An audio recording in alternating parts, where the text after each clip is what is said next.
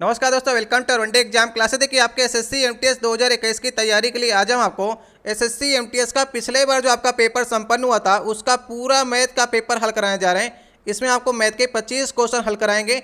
ये हमारा मैथ का तीसरा वीडियो है। इसके पहले हमने आपको एसएससी एमटीएस के मैथ के 2 वीडियो करा चुके हैं, जिसे आप लोग प्ले लिस्ट पर जाकर के वहाँ पर से देख लीजिएगा। अगर आप लोग रेलवे ग्रुप डी की तैयारी कर रहे हैं, एसएससी जीडी कांस्टेबल की तैयारी कर रहे हैं, यूपीएसआई की तैयारी कर रहे हैं, तो सारे ये मैथ के क्वेश्चन जो आपको कराने जा रहा हूँ आपके एग्जाम के लिए वेरी मोस्ट इंपॉर्टेंट क्वेश्चन है।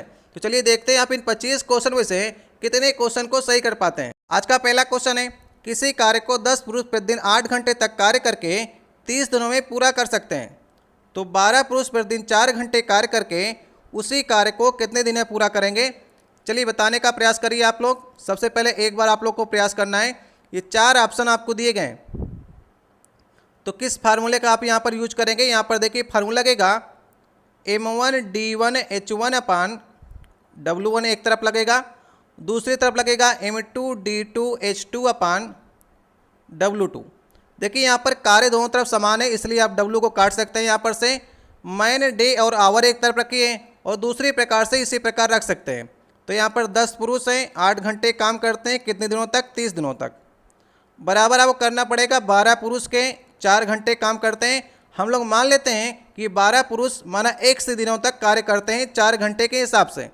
तो आपको यहाँ पर x की वैल्यू निकालना है। x हमने माना है दिनों की संख्या को, तो डिवाइड कर लीजिए। 4 दूना 8, 2 छंगे 12 और 6 पंचे 30, तो 10 पचे 50 जो है वो x की वैल्यू निकली।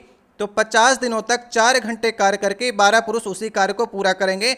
तो सही ऑप्शन कौन सा ऑप्शन हो जाएगा, दूसरा ऑप्शन। अगर आपको वीडियो अच्छा लग रहा हो तो वीडियो को लाइक कर दीजिएगा। अगर आप लोग पहली बार चैनल पर आए हो तो नीचे आपको लाल रंग की सब्सक्राइब की बटन दिखेगी, उसे दबाकर लाल से काली कर दीजिएगा, ताकि आने वाली वीडियो आपके पास सबसे पहले पहुंच सकें। दूसरा क्वेश्चन है, एक समबाहु त्रिभुज की आपको भुजा दे रखी 4 सेंटीमीटर, तो उसका क्षेत्रफल आपको निकालना है। तो आपने पढ़ा होगा समबाहु त्रिभुज के क्षेत्रफल का फार्मूला पढ़ा होगा। क्या फार्मूले में होता है, √3/4 भुजा स्क्वायर। तो भुजा यहाँ पर कितनी आपको दी गई है, 4 सेंटीमीटर। तो 4 सेंटीमीटर का स्क्वायर करिए तो 4 × 4 आ जाएगा। तो 1 4 से 1 4 कट जाएगा, तो 4√3 जो आ जाएगा वो इसका उत्तर आ जाएगा। तो कौन सा ऑप्शन सही होगा, इसका लास्ट वाला ऑप्शन जो होगा वो सही ऑप्शन होगा। तीसरा क्वेश्चन है, एक समान चौड़ाई वाले रिबन जिसकी लंबाई आपको L दे रखी है, एक लंबवृत्तीय बेलन के वक्रपृष्ठ के चारों ओर पूरी तरह से लपेटा जाता है। यदि बेलन की आधार की परिधि आपको C दे रखी है, तो बेलन पर रिबन कितनी बार लपेटा जाएगा, ये आपको बताना है। ये 4 ऑप्शन आपको दिए गए।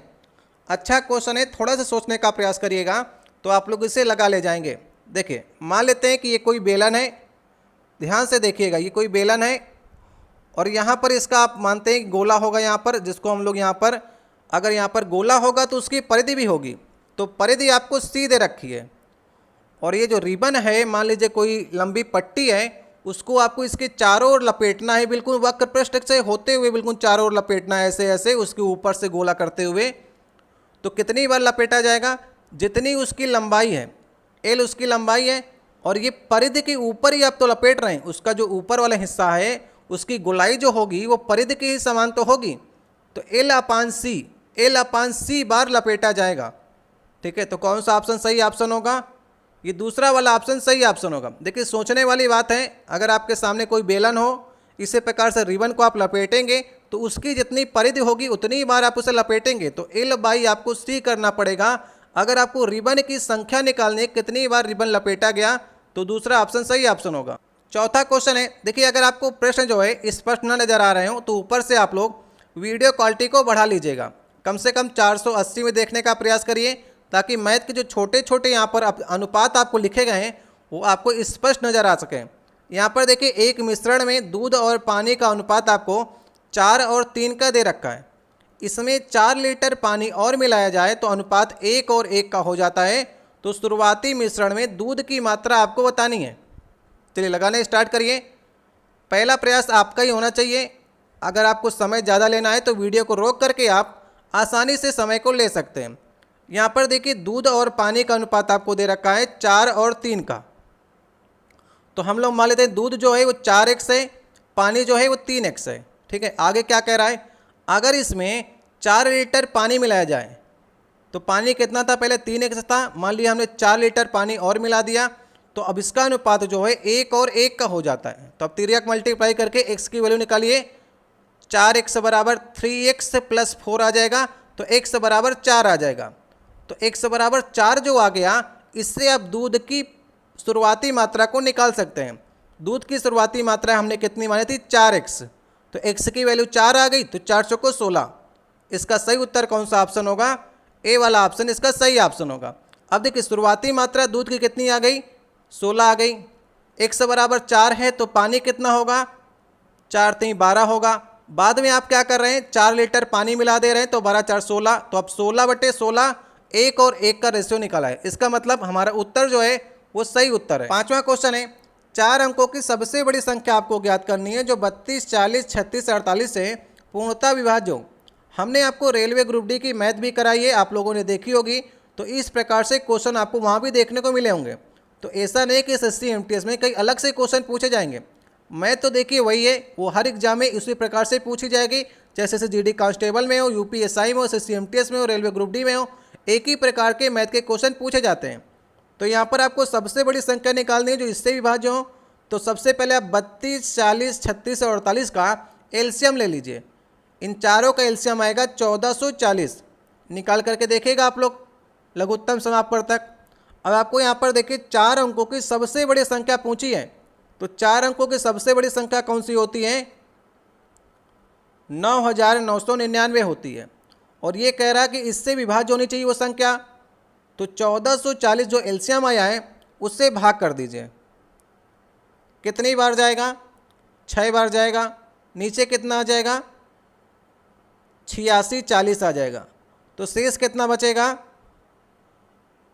1359, ये शेष बचेगा। ठीक है, अब आप सोचिए कि 1440 से भाग देने पर शेषफल कितना बच रहा है, 1359 शेषफल बच रहा है। अगर हम लोग 9999 में से 1359 घटा दें तो ये संख्या जो है वो 1440 से पूर्णतः विभाज्य हो जाएगी। 1440 से 1359 कितना कम है, 81 कम है। या तो इसमें 81 जोड़ दीजिए इस संख्या में, तो अगर 81 जोड़ देंगे तो 4 अंकों वाली संख्या ये 5 अंकों की बन जाएगी। और आपसे सबसे बड़ी संख्या पूछी है तो आपको घटाना ही पड़ेगा। तो 9999 में से 1359 घटा दीजिए तो आपको उत्तर प्राप्त हो जाएगा 86 40। तो वो संख्या कौन सी होगी, 86 40 वो संख्या होगी जो 1440 से पूर्णतः विभाज्य हो जाएगी। चाहे तो आप विभाज्य करके देख लीजिए इन चारों संख्याओं से। ये जो संख्या है 4 अंकों की सबसे बड़ी संख्या है, इससे बड़ी कोई संख्या नहीं हो सकती है। सही ऑप्शन होगा तीसरा ऑप्शन। छठवां क्वेश्चन है, एक बैग में 1 रुपये 50 पैसे और 25 पैसों के सिक्कों की संख्या अनुपात आपको दे रखा है 1 2 4 का। यदि बैग में कुल धन 225 रुपये हो तो 50 पैसे के कितने सिक्के होंगे, ये आपको निकालना है। ये भी क्वेश्चन मैंने आपको कराए हुए हैं। अगर आप लोग पिछले 1-2 सेट जा करके देखेंगे, रेलवे ग्रुप डी के आपको लगातार सेट कराने, तो वहाँ भी एक क्वेश्चन आपको देखने को मिल रहे होंगे। तो यहाँ पर देखिए 1 रुपये के कितने सिक्के हैं, मान लिया हमने 1x सिक्के हैं। यहाँ पर सारे अनुपातों में x लगा लीजिएगा। अगर आप रुपए में उसके सिक्कों का मल्टीप्लाई करेंगे तो आपको जितना रुपए है उसके बराबर आपको करना पड़ेगा, प्लस 50 पैसे मतलब कि 1/2 रुपया, उसके सिक्कों की संख्या कितनी है 2x है, प्लस 25 पैसे मतलब कि 1/4 रुपया, उसके सिक्कों की संख्या कितनी है 4x, बराबर वो करना पड़ेगा। ये सब रुपए जुड़ करके 225 रुपये उसका कहना है कि हो जाएंगे।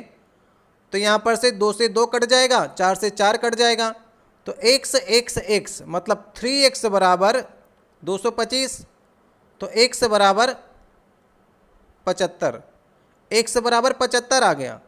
तो आपको 50 पैसे के सिक्के की संख्या चाहिए, तो 50 पैसे के सिक्के कितने 2x के रेशियो में है, तो 75 दूना 150, x बराबर 75 है तो 2x बराबर कितना हो जाएगा 150। सही ऑप्शन होगा इसका ए वाला ऑप्शन। ठीक है, ए वाला ऑप्शन सही ऑप्शन। 7वां क्वेश्चन है, 15 छात्रों के एक समूह का गणित में औसत अंक आपको 87 दिया गया है। फिर अन्य 25 छात्र और शामिल होते हैं और कुल औसत अंक 79.5 हो जाता है। दूसरे समूह के 24 छात्रों का औसत 74 है, तो दूसरे समूह के 25वें छात्र का आपको प्राप्तांक ज्ञात करना है। अच्छा क्वेश्चन है, चलिए लगाने का प्रयास करिए। मैं आपको ट्रिक के माध्यम से शॉर्टकट मेथड में इसे बताने का प्रयास कर रहा हूँ, लेकिन फिर भी आपको इसको ध्यान से समझना होगा। देखिए, जो पहले 15 छात्र थे उनका औसत 87 अंक था। अब 25 छात्र और शामिल हो गए, मतलब कि 15 और 25 टोटल हमारे 40 छात्र हो गए। अब ये जो 25 छात्र आए हैं इनकी वजह से पहले अंक जो औसत अंक थे 87, अभी 79.5 हो गए। तो ये 25 छात्र जो आए उन्होंने 7.5 अंक कम कर दिए औसत में से। तो ये टोटल हमारे छात्र हो गए 40। 40 के अंक जो हैं वो 7.5 कम हो गए। इसका मतलब, इसका मल्टीप्लाई करिए दोनों का, मतलब कि 300 अंक कम हो गए। ये 25 छात्र जब आए तो सभी के 300 अंक कम हो गए। तो 300 अंक कम किसने किया? इन 25 छात्रों ने किया। तो 300/25 कर दीजिए, आ जाएगा 12 यहाँ पर से, ठीक है। तो 15 छात्रों के औसत अंक 87 थे और ये जो 25 छात्र आए उनके 300 नंबर कम थे, तो हमने 25 से भाग कर दिया। तो इनका जो औसत होगा वो 12 कम होगा। किससे? 15 वालों से। 87 में से 12 जाएंगे तो 75 आ जाएगा, ठीक है। तो यहाँ तक हमारा जो प्रश्न था उससे हमें ये मालूम चल गया, तो जो नए वाले छात्र आए हैं उनके जो औसत अंक हैं वो 75 हैं, ठीक है। यहाँ तक हमारी बात क्लियर हो जाती है। फिर इसके आगे पढ़ना स्टार्ट करते हैं। आप लोग यहाँ से समझ जाइए कि नए वाले जो 25 छात्र आए हैं उनके औसत अंक 75 हैं। चलिए आगे पढ़ते हैं।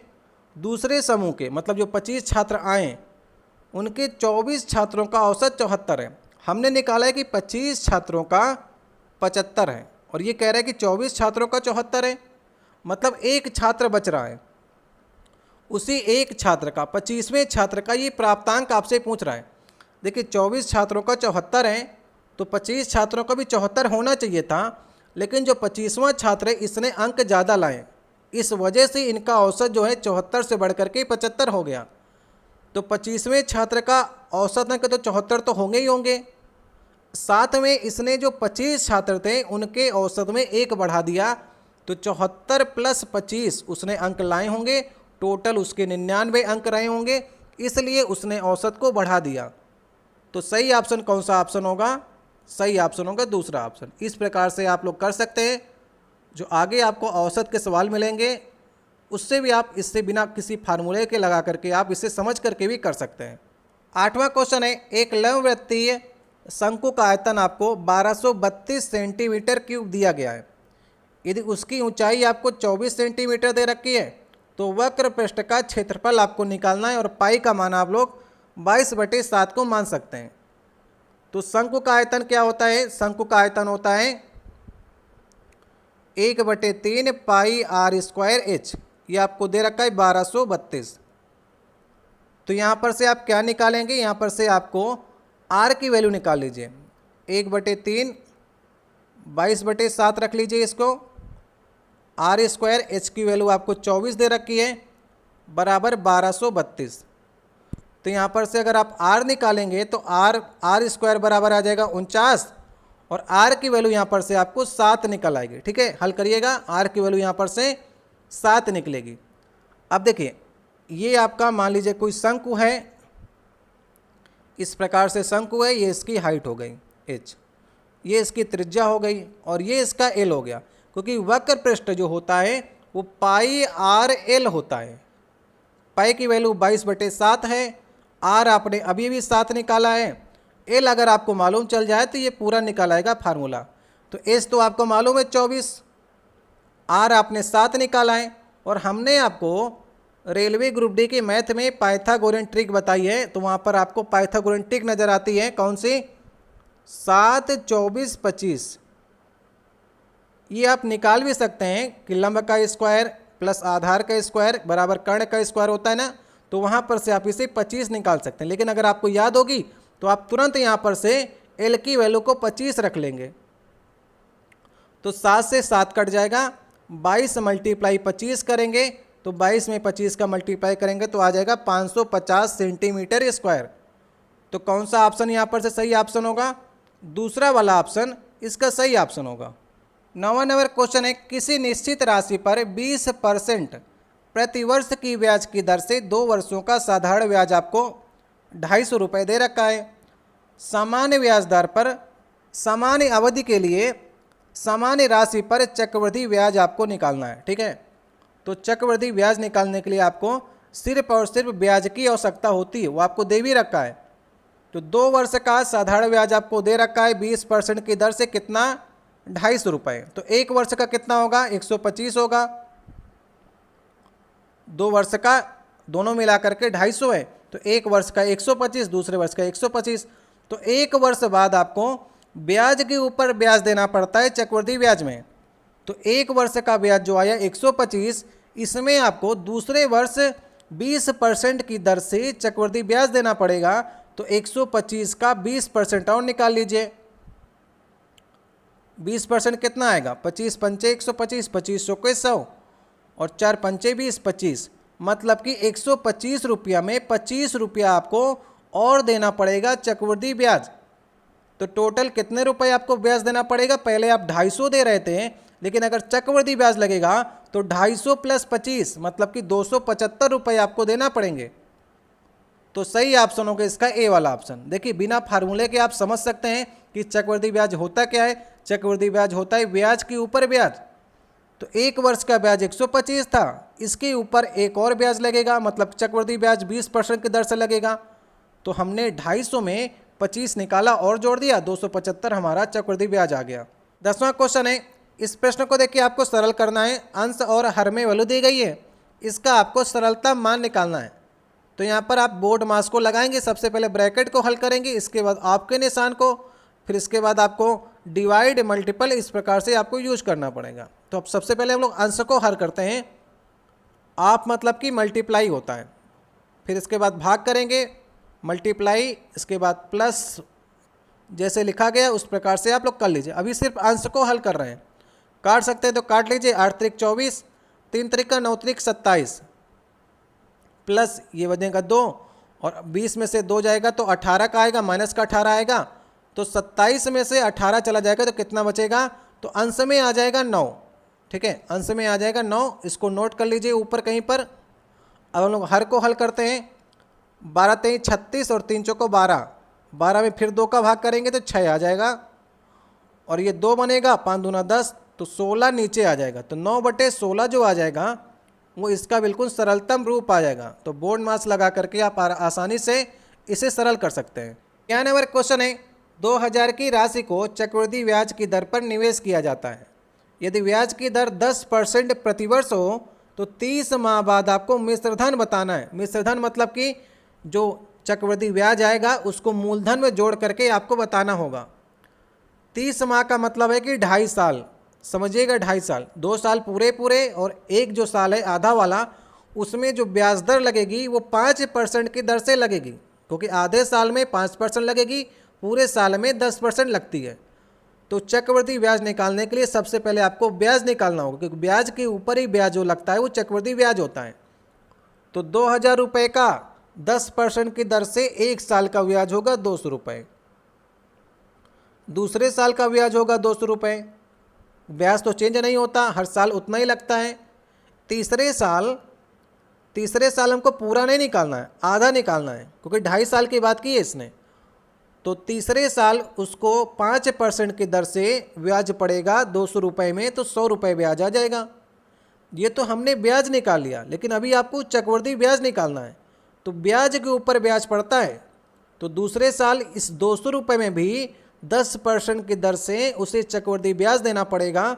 तो 200 का 10% कितना होगा, 20 रुपये।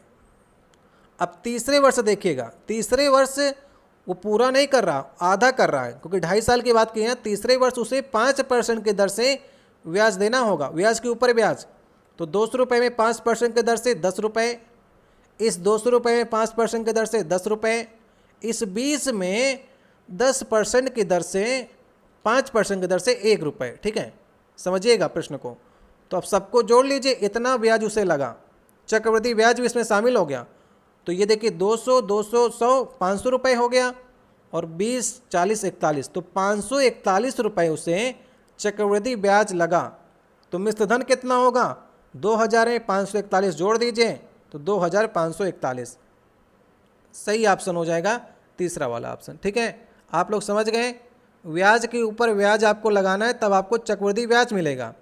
अगर हम लोग इसकी सिर्फ ब्याज की बात करते हैं 30 माह की, तो 30 माह का ब्याज निकल कर आता है 500 रुपये, और जो ये 41 रुपये निकला है ना, ये ब्याज के ऊपर ब्याज लगा है, तो ये चक्रवृद्धि ब्याज हो गया। ठीक है, समझिएगा, बढ़िया क्वेश्चन है, बिना किसी फार्मूले के मैं इस प्रकार से आपको चक्रवृद्धि ब्याज के आराम से सवाल को बता देता हूँ। 12 नंबर क्वेश्चन है, यहाँ पर देखिए आपको दिए गए आंकड़े की माध्यिका निकालनी है।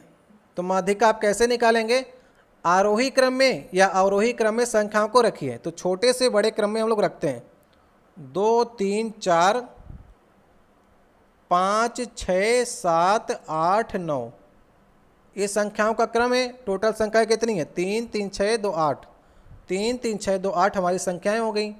तो माध्यिका बीच वाली संख्या होती है, तो 3 इधर से हटा दीजिए, 3 इधर से हटा दीजिए, बीच की संख्या होगी, तो बीच में तो 2 संख्याएं मिल रही हैं, तो इनका आधा कर दीजिए। 6 5 11/2 मतलब कि 5.5 जो होगी वो इसकी माध्यिका होगी, बिल्कुल बीचों बीच की संख्या होगी। तो सही ऑप्शन कौन सा ऑप्शन होगा, पहला वाला ऑप्शन इसका सही ऑप्शन होगा।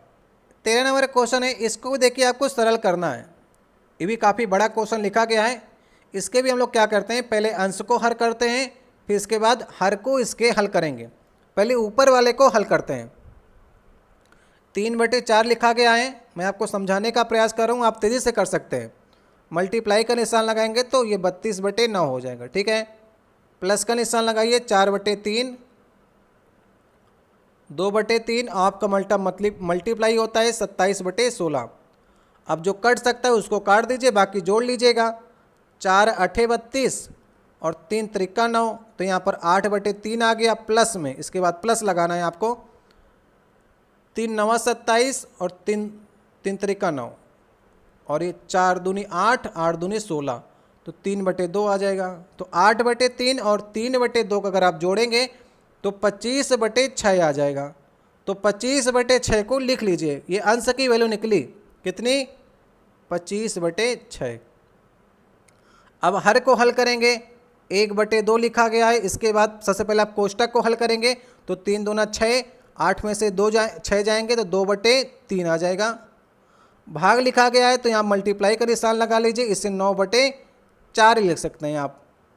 प्लस कर सकते हैं यहाँ पर, और कोष्टक को हल करेंगे तो कितना आ जाएगा, अंदर आ जाएगा, ये बनेगा जा कर के 3/6 बन जाएगा। ठीक है, अब जो कट रहा है उसको काट दीजिए, 3 3 9, 2 दूनी 4 और 1/2, इधर 1/2 बनेगा, और ये 9/4, 3/4 सॉरी, और प्लस 1/2, इसको आप जोड़ेंगे तो कितना आ जाएगा, ये 5/4 आ जाएगा। तो ये हर में आया 5/4, अंश में आपको 25/6 मिला था, तो 5 5 25, और यहाँ पर से काट दीजिए 3 2, तो आंसर आ जाएगा 10/3। ठीक है, तो 10/3 जहाँ पर भी लिखा उसे आप सही कर सकते हैं। मैंने आराम से हल किया, आपको समझाने के हिसाब से थोड़ा समय लगा है, आप आराम से तेज़ी से कर सकते हैं, दूसरा ऑप्शन आपको प्राप्त हो जाएगा। 14 नंबर क्वेश्चन है, यहाँ पर देखिए, एक रेलगाड़ी किसी स्थिर खंभे को पार करने में 1 मिनट का समय लेती है। यदि किसी पुल को जिसकी लंबाई रेलगाड़ी की लंबाई से दुगनी है उसको पार करने में कितना समय लेगी, ये आपको निकालना है। कैसे करेंगे, देखिए चाल बराबर दूरी बटे समय होता है, और चाल दोनों में सेम है, तो चाल को हम बराबर कर देंगे। चाल बराबर क्या होता है, दूरी बटे समय। दूरी हमने रेलगाड़ी की लंबाई है उसको हमने x मान लिया, तो रेलगाड़ी की लंबाई को अगर हम लोग x मान लेते हैं, तो जब वो पोल को पार करेगी तो अपनी लंबाई को पार करेगी, तो दूरी जो होगी वो रेलगाड़ी की लंबाई के ही बराबर होगी। तो दूरी बटे समय आपको दे रखा है 1 मिनट मतलब कि 60 सेकेंड, तो चाल ये आ गई। चाल बराबर दूरी बटे समय, एक पोल को पार करते समय उसकी चाल इतनी होगी। अब दूसरे वाले स्टेप में हम चाल को चाल के बराबर कर देंगे। किसी पुल को जिसकी लंबाई जो है रेलगाड़ी की लंबाई की दुगनी है, जब वो पुल को पार करेगी तो पहले पुल को पार करेगी, फिर अपनी लंबाई को पार करेगी, तो टोटल लंबाई हो जाएगी, पुल की लंबाई रेलगाड़ी की लंबाई की दुगनी है, और अपनी लंबाई को पार करते समय उसका समय आपको निकालना है, तो उस समय हम लोग मान लेते हैं y है। समझ गए आप लोग। अब यहाँ पर देखिए 3x बनेगा ऊपर, तो x से x कट जाएगा, तो यहाँ पर से कितना निकलेगा, 60 × 180। y जिसे हम लोगों ने माना था, समय माना था, पुल को पार करते समय हमने समय माना था y, तो 180 सेकेंड जो आ जाएगा उस समय आ जाएगा। तो सही ऑप्शन हो जाएगा चौथा वाला ऑप्शन। ठीक है, सेकंड में ही आएगा क्योंकि हमने सारे को सेकंड में चेंज ही कर लिया था पहले ही। 15 नंबर क्वेश्चन है, किसी वस्तु को 10% और 20% की दो क्रमिक छूटों पर बेचा जाता है। यदि उसका विक्रय मूल्य 1080 रुपये हो तो अंकित मूल्य आपको बताना है। ठीक है, पहले वस्तु का रेट ज़्यादा रहा होगा, उसमें छूट दी गई तो अब ये 1080 हो गया। तो आपसे ये पहले वाला रेट मतलब कि अंकित मूल्य पूछ रहा है। देखिए अभी कितना हो गया इसका रेट, 1080 रुपये हो गया है। तो ये दो छूटें दी गई हैं, पहले 10% की दी गई होगी तो हम लोग उल्टा कर देते हैं। अभी बढ़ाने के लिए हम लोग 10% के हिसाब से 100/90 कर देते हैं। तो 10% की छूट देने के पहले ये इतनी की रही होगी, फिर 20% की छूट दी गई तो उसके देने के पहले ये रही होगी 100/80। ठीक है, 2 जीरो से 2 जीरो इसके काट दीजिए। अब यहाँ पर से आप काट सकते हैं इसको इस प्रकार से, 9 करना 9 9 दूनी 18, तो 120 तो यहाँ पर से आ गया और 2 जीरो और लगा दीजिए ये वाले, और फिर 8 से भाग कर दीजिए। तो 8 से भाग करेंगे तो आ जाएगा 1500। तो सही ऑप्शन इसका 1500 आ गया। पहले इसने क्रमिक छूटें दी थी तो हमने उसका अपोजिट करके ये अंकित मान निकाल लिया। पहले उसका रेट 1500 था, फिर उसने 10% 20% छूट दी, तो अभी उसका रेट जो बचा है वो 1080 रुपये बचा है। नेक्स्ट क्वेश्चन है, ए, बी और सी किसी कार्य को अकेले क्रमशः 12, 24 और 36 दिनों में पूरा कर सकते हैं। तो अगर वो मिल करके कार्य को पूरा करें तो उन्हें 3850 रुपये प्राप्त होते हैं। तो बी और सी के हिस्से की राशियों में कितना अंतर है ये आपको निकालना है। देखिए आपको पैसे निकालने के लिए सबसे पहले ए, बी, सी की आपको क्षमता मालूम होनी चाहिए। तो ए, बी, सी की हम लोग क्षमता को निकाल लेते हैं। ये 12 दिनों में कर रहा है, ये 24 दिनों में, और सी जो है 36 दिनों में। तीनों का एलसीएम कितना आ जाएगा, 72। 72 जो है टोटल कार्य मान सकते हैं या फिर इन्हें का एलसीएम मान सकते हैं आप। तो ए की क्षमता कितने निकलेगी, 12×72। बी की कितनी आएगी, 24×3=72, और सी की आएगी 2। तो क्षमता जितनी जिसकी ज़्यादा होगी उसका उतना ही रुपये ज़्यादा मिलता है, ये बात आप ध्यान रखिएगा। तो 6 3 9 2 11, तो यहाँ पर 11 यूनिट जो है इनकी क्षमता निकल कर आई। और बी और सी के हिस्सों की राशियों में आपसे अंतर पूछा है। तो यहाँ पर बी कितना है, 3 है, 3 क्षमता है, सी की क्षमता 2 है, इनका अंतर जो है 1 का है। तो राशियों में भी अंतर इनका 1 यूनिट का होगा। 6 3 9 2 11, 11 यूनिट बराबर 11 यूनिट के ने 3850 रुपये मिल रहे हैं। तो 1 यूनिट के ने कितने रुपए मिलेंगे, 11 3 33, 11 5 55, 350 रुपये मिलेंगे। और बी और सी के यहाँ पर देखिए क्षमताओं में अंतर 1 का है, तो 1 यूनिट का अंतर होगा। तो इनके रुपए में भी अंतर कितने का होगा, 350 रुपये का होगा। तो बी और सी की राशियों में अंतर कितने का होगा, 350 रुपये का होगा। चाहे तो आप निकाल लीजिए, मल्टीप्लाई करके निकालेंगे, चाहे तो घटा करके पहले ही निकाल लीजिए। सही ऑप्शन होगा इसका ए वाला ऑप्शन। 70 नंबर क्वेश्चन है, किसी वस्तु को 22.5 रुपये के लाभ पर बेचा गया। तो लागत मूल्य और विक्रय मूल्य के बीच में आपको अनुपात ज्ञात करना है। कैसे करेंगे आप, देखिए मान लीजिए कि लागत मूल्य 100 रुपये है। तो लागत मूल्य अगर 100 रुपये है तो आप 22.5 रुपये के लाभ पर बेचेंगे तो वस्तु जाकर के बेचेगी 122 रुपये 50 पैसे में। तो इन दोनों के बीच में आपको अनुपात निकालना है। तो कैसे निकालेंगे, दशमलव को हटाने के लिए आप ऊपर नीचे 10 से मल्टीप्लाई कर लीजिए। अब 25 से भाग करेंगे तो 25 चौके 100, 40, और नीचे आ जाएगा 49। तो 40 और 49 का रेशियो होगा। तो कौन सा ऑप्शन सही होगा, तीसरा वाला ऑप्शन। 58 नंबर क्वेश्चन है, देखिए माता पिता की औसत आयु आपको दे रखी है 28 वर्ष, और माता पिता और उसके बच्चों की औसत आयु आपको 20 वर्ष दे रखी है। तो बच्चे की आयु कितनी है आपको निकालनी है। देखिए माता पिता की औसत आयु 28 वर्ष है, मतलब कि दोनों की आयु का योग जो होगा, माता और पिता की आयु का योग जो होगा वो 56 वर्ष होगा। एक 28 के, दोनों 56 के होंगे। माता पिता और पुत्र, माता पिता और पुत्र जो हैं उनकी आयु का औसत 20 वर्ष है, मतलब तीनों जो होंगे वो 60 वर्ष के होंगे। एक 20 है तो तीनों 60 वर्ष के होंगे। तो माता पिता का 56 था, माता पिता पुत्र का 60 है, इसका मतलब जो पुत्र है उसकी आयु कितनी होगी, 4 वर्ष होगी। तो सही ऑप्शन कौन सा ऑप्शन होगा, पहला वाला ऑप्शन। 19 नंबर क्वेश्चन है, ए और बी की मासिक आय का अनुपात आपको 3 और 4 दे रखा है। उनके मासिक व्यय का अनुपात आपको 2 और 3 दे रखा है। यदि प्रत्येक 4000 रुपये प्रति माह बचाते हैं तो बी की आपको आय बतानी है। अच्छा क्वेश्चन है लेकिन सरल क्वेश्चन है। देखिए मासिक आय का अनुपात आपको 3 और 4 का दे रखा है और व्यय का अनुपात आपको 2 और 3 का दे रखा है। तो यहाँ पर रेशियो देखिए बराबर है, 3 से 2 हो रहा है, 4 से 3 हो रहा है, तो रेशियो यहाँ पर समान है। अब देखिए आय जो होती है, अगर आपकी आय 1000 रुपये है और व्यय कर दिया आपने 500 रुपये, तो बचत आपकी निकल आएगी कि आपने 500 रुपये बचाएं, तो वही इसमें लगाना है।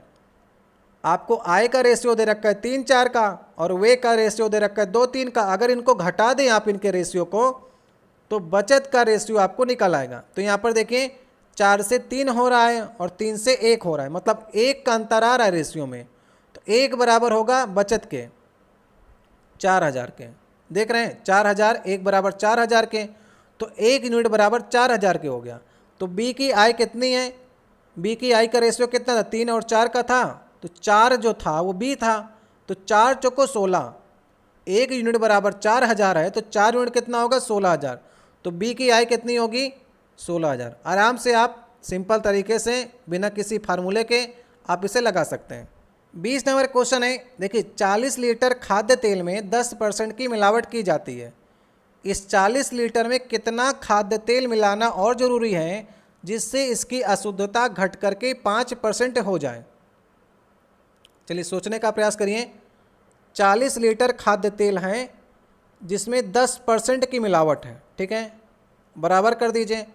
40 लीटर में हम लोग ने मान लिया कि 100 लीटर हमने खाद्य तेल और मिला दिया, तो उसकी अशुद्धता 5% हो जाती है।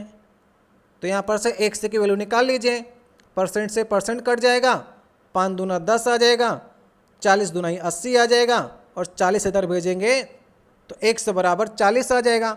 तो 40 लीटर अगर आप खाद्य तेल और मिला देते हैं तो अशुद्धता घट करके 5% हो जाएगी। इस प्रकार से आसानी से आप निकाल सकते हैं। 21 नंबर क्वेश्चन है। एक कार की आपको औसत गति 600 मीटर पर मिनट दे रखी है। कोई धावक है जो 9.6 सेकंड में 100 मीटर की दूरी तय करता है, तो उसकी जो चाल हो उसकी तुलना में कार की चाल कितनी धीमी है। तो दोनों की चाल निकाल लीजिए और घटा दीजिए धावक की चाल में से, ठीक है। धावक की हम लोग चाल निकालते हैं, चाल बराबर दूरी बटे समय होता है। दूरी 100 मीटर की है, समय आपको 9.6 दे रखा है। अगर इसे 96 बनाएंगे तो ऊपर आपको 100 से मल्टीप्लाई करना पड़ेगा, ठीक है, दशमलव हटाने के लिए। अब इसे आप काटना स्टार्ट करेंगे तो कितना कट करके बनेगा, 125/12 आ जाएगा, ठीक है। हम लोग इसकी कार की औसत गति को निकालते हैं, तो कार की चाल कितनी होगी, चाल बराबर दूरी बटे समय। तो ये आप तो दे ही रखी है 600 मीटर पर मिनट, मतलब कि मिनट मतलब सेकंड में चेंज करेंगे तो 60 और 6 धामा, तो 10 मीटर पर सेकंड इसकी चाल आ गई। तो 10 को घटा दीजिए, धावक की चाल में से कार की चाल को घटा दीजिए, तो निकल आएगा कार कितने धीमे चल रही है। 12 से इधर मल्टीप्लाई करेंगे 120 बनेगा, 120 में से 25 जाएगा तो ऊपर बचेगा 5 और नीचे आपने एलसीएम लिया था 12, तो 5/12 मीटर पर सेकंड उसकी चाल, कार की चाल जो है धीमी है धावक की चाल से। सही ऑप्शन होगा लास्ट वाला ऑप्शन। 22 नंबर क्वेश्चन है। वस्तु 1 को 180 रुपये में बेचा गया है, वस्तु 2 को 240 रुपये में बेचा गया, वस्तु 1 पर 20% का लाभ आपको मिला है और वस्तु 2 पर 20% की हानि मिली है। तो दोनों वस्तुओं की लागत मूल्य का योग आपको निकालना है। अच्छा क्वेश्चन है। चलिए देखिए, वस्तु 1 है जो 180 रुपये में उसको बेचा गया, तो एक्चुअल में उसका मूल्य कितना रहा होगा। इस पर 20% का लाभ मिला है, तो 20% का लाभ कम कर दीजिए इसका, 180 गुणे 100/120 करेंगे तो ये वस्तु निकल कर आएगी कि एक्चुअल में वस्तु जो थी वो 150 रुपये की थी। दूसरी वस्तु की बात करते हैं। दूसरी वस्तु जो थी वो 240 रुपये में बेची गई, लेकिन इस पर 20% की हानि पर आपको 240 रुपये में आपने बेचा है, तो एक्चुअल में कितनी की रही होगी, 100/80 कर दीजिए, 8 × 24, तो ये 300 की रही होगी। तो एक्चुअल में 300 की रही होगी, लेकिन इसमें हानि हो गई 20% की, तब आपने 240 में बेची। तो ये लागत मूल्य दोनों की निकाल आई 150 और 300, दोनों को योग कर लीजिए 450। उत्तर आ जाएगा पहला वाला ऑप्शन, इसका सही ऑप्शन होगा। 23 नंबर क्वेश्चन है। ए बी सी 20% अधिक है, बी सी से 25% अधिक है, तो सी ए सी कितने परसेंट कम है। ऐसे क्वेश्चन आपको हर एग्जाम में देखने को मिलेंगे। छोटे से लेकर के बड़े एग्जाम में इस तरह क्वेश्चन पूछे जाते हैं, क्योंकि इसमें लोग भ्रमित हो जाते हैं। आप यहाँ पर से उठाइए, बी सी से 25% अधिक है, तो हम लोग सी को मान लेते हैं, सी होगा 100, तो बी कितना होगा 25% अधिक, मतलब बी होगा 125। ए जो होगा वो बी से 20% अधिक होगा, तो 125 का 20% निकालेंगे तो 25 आ जाएगा। तो ए जो होगा वो 25 अधिक होगा, तो ये होगा 150। ठीक है, आपने ए बी सी निकाल लिया आराम से। दूसरे वाली स्टेप्स उठाएंगे तो आराम से निकल आएगा। सी ए से कितने परसेंट कम है? सी 100 है, ए 150 है, तो 50 कम है किससे? ए से। परसेंटेज में निकालना है, 100 से मल्टीप्लाई कर दीजिए। 50 त्रिका 150, 100/3 करेंगे, 100/3 करेंगे तो 33.33% आ जाएगा। कौन सा ऑप्शन सही ऑप्शन होगा? ए वाला ऑप्शन। 24 नंबर क्वेश्चन है, किसी वस्तु की कीमत 10,000 रुपये थी, इसे 3 क्रमिक छूटों के बाद 7,866 रुपये में किसी खुदरा विक्रेता को बेच दिया गया, तो पहले 2 छूट आपको दी गई हैं। पहले 2 छूट 10% और 8% थी, तो तीसरी छूट आपको बतानी है। 3 छूटों के बाद ये 10,000 से 7,866 रुपये बिका है। चलिए कैसे करेंगे आप? सोचिए, थोड़ा सा लगाने का प्रयास करिए समय लेकर के।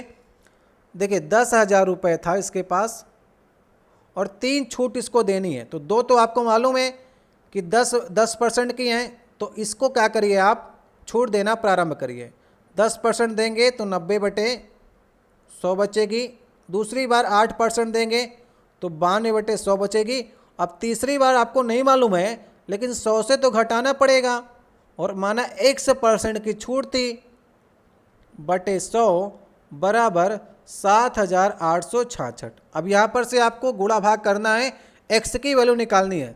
x की वैल्यू आ जाएगी 5%। ठीक है, इतना तो आप कर सकते हैं। अगर आप SSC MTS या फिर रेलवे ग्रुप डी का एग्जाम दे रहे हैं तो यहाँ से x की वैल्यू तो आप निकाल सकते हैं। 3 मल्टीप्लाई करके जो कट रहा है उसको काट दीजिए। x की वैल्यू आ जाएगी 5%। जो तीसरी छूट होगी वो 5% की छूट होगी। ठीक है, तो इसका सही ऑप्शन होगा पहला वाला ऑप्शन। आज का हमारा 25 नंबर क्वेश्चन है, आज का लास्ट क्वेश्चन होगा। देखिए SSC MTS में मैथ के 25 ही क्वेश्चन पूछे जाते हैं, तो इस क्वेश्चन का जो आपको कमेंट बॉक्स में देना है, 4 संख्याओं का औसत 9 है, यदि एक और संख्या 14 जोड़ दी जाए तो नया औसत कितना हो जाएगा, ये आपको बताना है। मैंने आपके लिए 24 क्वेश्चन कराए और ये क्वेश्चन आपके लिए छोड़े जा रहा हूँ क्योंकि सिंपल क्वेश्चन है, और आशा करते हैं कि आप इस क्वेश्चन का सही जवाब देंगे और सारे लोग सही जवाब देंगे। ये हमारा SSC MTS का तीसरा मैथ का वीडियो था। इसके पहले भी हमने आपको 2 वीडियो कराए हुए हैं, उसे भी आप लोग जा करके देख लीजिएगा। जितने हमारे रेलवे ग्रुप डी की तैयारी कर रहे हैं वो भी लोग SSC MTS की वीडियोस देखिए, क्योंकि आप सभी के लिए मैथ के ढेर सारे नए प्रकार के क्वेश्चन जो हैं वो SSC MTS में भी रखे गए हैं। तो आप लोग बताइए इन 25 प्रश्नों में से आप कितने क्वेश्चन को सही कर पाएँ। अगर आप लोग 20 से 22 में पहुँच रहे हैं तो आपका स्कोर अच्छा माना जाएगा, क्योंकि 20-22 क्वेश्चन तो हर किसी को करने पड़ेंगे इस प्रकार के सेट में। 20 तक अवश्य कीजिए। आप कितने पर कर पाएँ कमेंट बॉक्स में कह सकते हैं। अगर आप लोग इस सीरीज़ को स्टार्ट करना चाहते हैं, चलाना चाहते हैं, तो कंटिन्यू रखने कहिएगा। जितने आप कहेंगे उतने आपको SSC MTS के पेपर आपको मैथ के कराएंगे। ठीक है, आपके सारे एग्ज़ाम जो हैं पोस्टपोन कर दिए गए हैं कोरोना की वजह से, लेकिन जैसे ही स्थिति में सुधार होगा आपके एग्ज़ाम फिर से लगना स्टार्ट हो जाएंगे, फिर आपके पास समय नहीं रहेगा। इस समय आपके पास समय, ढेर सारे प्रैक्टिस सेट लगाइए। रेलवे ग्रुप डी के लगाइए, हम आपको साइंस के करा रहे हैं, रेलवे ग्रुप डी के मैथ करा रहे हैं, SSC के मैथ करा रहे हैं, अभी GD कांस्टेबल की आपको मैथ करा देंगे। तो इस तरह आपकी ढेर सारी तैयारी हो जाएगी। चलिए मिलते हैं आपसे नेक्स्ट वीडियो में। इसका उत्तर आप लोग कमेंट बॉक्स में बताइएगा। बहुत बहुत धन्यवाद।